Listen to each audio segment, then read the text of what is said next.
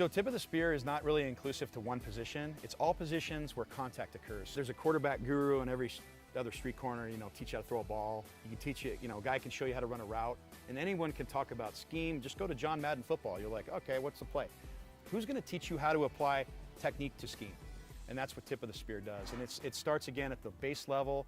We go all the way up to the most complex, advanced, concerns that happen at that NFL level. And as information expands, we want that information to not just trickle down, but to be widely acceptable to youth and high school players. The misconception is that contact is an absolute defined skill set. It's not how big you are, it's not how fast you are and strong you are. We've all heard this line, it looks like Tarzan, plays like Jane, or he's a guy that's really strong in the weight room, but it's not functional strength on the field. And that's because contact is a defined skill set. Not everybody that's strong is going to be very physical or necessarily very good in football. It's not just about speed. It's not just about, there's a lot of factors. And one of the things that we've never really clearly defined in this game is what contact is. And if you look at martial arts, you can correlate that to how do I generate more force with greater control to execute an objective with skill. That's what contact is. That's what tip of the spear provides. We leave no questions unanswered. And this is how anybody can take their body and apply themselves to make the most of themselves and to perform at their peak level. When you get involved with tip of the spear, you're going to learn exactly where to be and when and how to do it and what postures and checkpoints to look for. Because it's easy to say, take a step here, or take a step there. We want people to feel it. That's the thing they're going to take away. We're not asking people to trust us that it was better.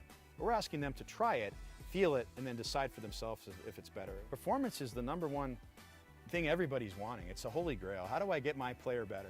And we've always been told, okay, well, get to this combine. Go learn how to run faster from a speed coach, or let's get you lifting weights. If you get your team 15% stronger in the weight room, does that equate to 15% better on the field?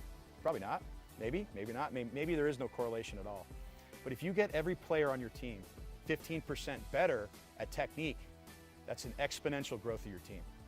So how do we get those kids there? We implement this system.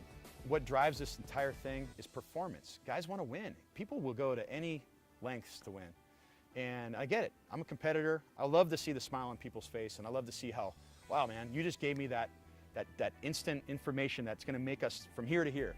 And it's cool because I love what we do. It's a passion of mine just to be able to help people. I'm getting to inspire people to learn and maybe even think differently. We're not always trying to tell people what to think, but kind of how to think. How do we approach this game a little differently? Because we have had a routine, a culture, a long-standing tradition of the way things have been done, and we're looking at a little differently at that. How do we optimize everything about this game? How do we make this game more exciting? How do we make our players better?